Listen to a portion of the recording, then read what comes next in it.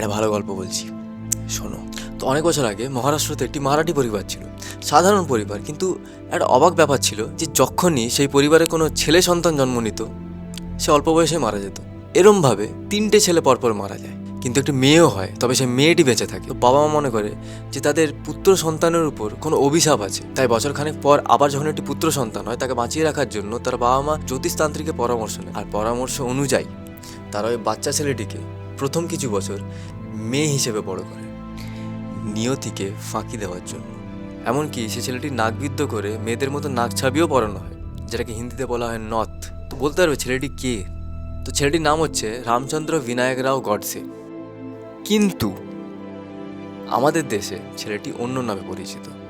তো যেহেতু রামচন্দ্র বিনায়ক রাও গডসে নাকে নথ পড়ত, তাই ওর নাম হয়ে ওঠে নাথুরাম গডসে। আর ইনি সেই ব্যক্তি যিনি মহাত্মা গান্ধীর হত্যা করেছিলেন। পরের দিন আবার একটা গল্প বলবো।